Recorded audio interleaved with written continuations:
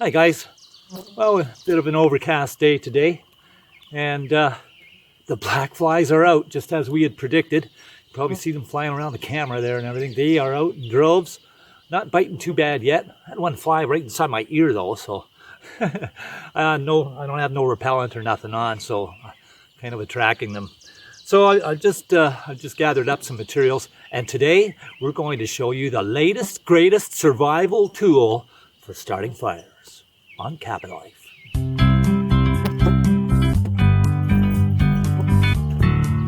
So guys, I've gathered up some nice dry leaves here that have been on the ground, and I've got some kindling and whatnot underneath the little kindling here beside me.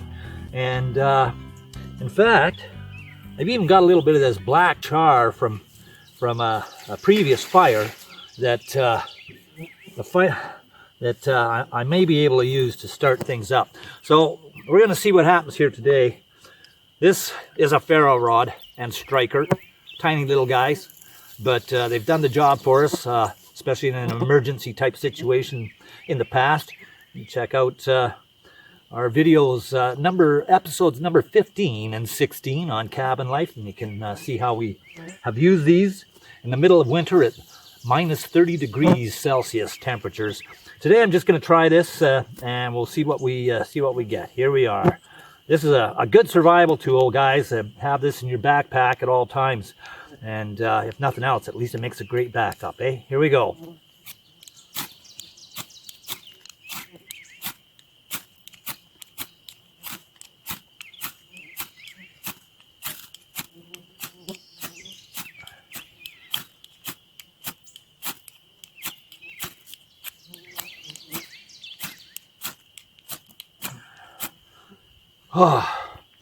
Now, as you can see, that's a little bit of effort to do that, and I've got nothing happening here out of just regular tinder. If I didn't have time, say it was an emergency situation, survival situation, I'd have to try to get the right tinder for this ferro rod.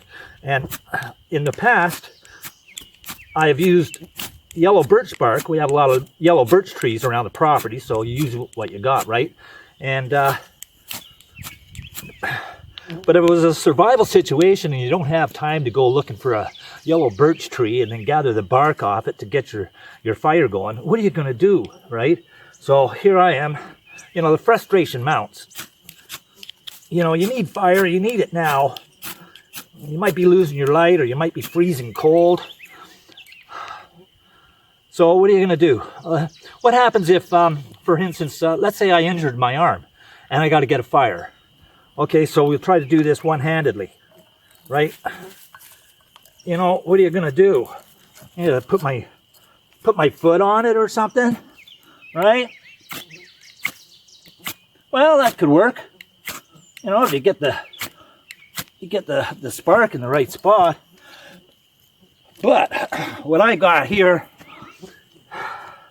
I've got the latest, greatest, newest invention for survival, and yeah, you can do it. You can use it one-handedly as well. And, you know, it's an invention that has its own fuel, has its own striker, and has its own kind of the ferro rod with it, right? You can get a spark real easy from it.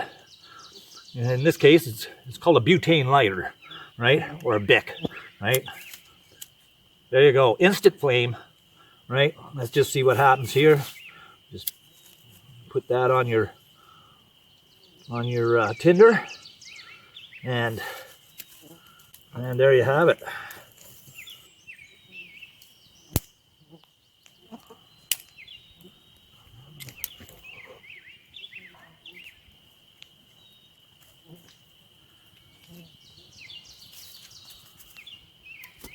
Very, very little effort to use this.